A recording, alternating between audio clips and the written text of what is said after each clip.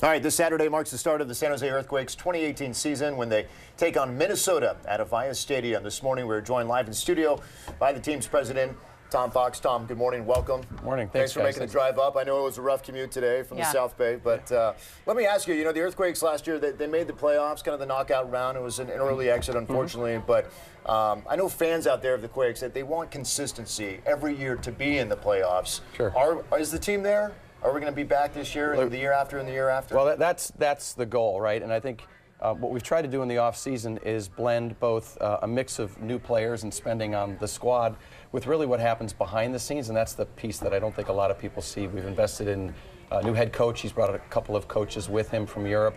We've invested in the area of human performance and the entire setup that takes those players, gets them ready to play, and hopefully delivers consistent results at a high level. That's the purpose of what we're trying to do. I went to Cal. You have a brand new player from Cal, Nick Lima, 23 years old. Absolutely. A lot of people are high on him. How's he going to do? You know, he got called up to the U.S. team this summer, and I had a chance to talk to Nick when he came back, and he really enjoyed the experience.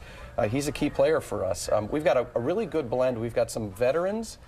We've got about 15 different countries represented. Swedish players, Republic of Georgia. So we've got a good blend of veterans and younger players. And Nick is a big part of the younger squad we've got, along with Tommy Thompson and Jackson Ewell and Andrew Tarbell in goal. I think it's going to be interesting to see. What do you think about what's going on with football and the protests, and we have the Raiders leaving? Yep. Do you think that some of those people kind of move over and better following in soccer? You know, we were talking earlier, I've been out of the country for 8 years in a country where soccer is king, and I've come back, and I think soccer in our country has arrived for a variety of reasons. One is I think there's a lot of parents that are shying away from putting their children into American football.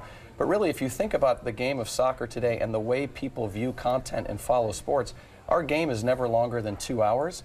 And we've only got one break of 15 minutes in the middle where there's commercials. If I ask my 17 and 15-year-old kids to sit down and watch something for 3.5 hours that contains 2.5 hours worth of commercials, they just won't do it. So I think we're on trend for a lot of reasons. That's why basketball is so popular. It's fast. It's fast-paced, You know, another thing about it is Avaya Stadium, nice new stadium. You have that long bar. Right. So the fan experience has been pretty good, and I think people are discovering that. How many people do you think, once they go once, do you think that you can hook them and keep them coming? I think that's been a big part of the success. When we moved from Buckshaw Stadium into Avaya 3 seasons ago, we're just starting our 4th season, the fan response was fantastic. You know, we've got 14 food trucks out in the epicenter. Yeah. As I said, the game only lasts 2 hours, but people come early to enjoy the atmosphere. I think the stadium's been a big part of trying to galvanize all of the different neighborhoods around San Jose around their own team, their soccer team. Do you agree with the phrase that in order to fill a seat, you have to win? Or do you think that you have a good enough fan experience that even if you don't have a winning team out there, you can pack Avaya? Look, everything we're doing in our business is to try to win and make the city of San Jose proud of the San Jose Earthquakes. Winning does that. I think there's things you can do to make the experience nice, but fundamentally, we want to win. We saw what happened last year when we made the playoffs for the first time in 5 years. The ratings on television grew.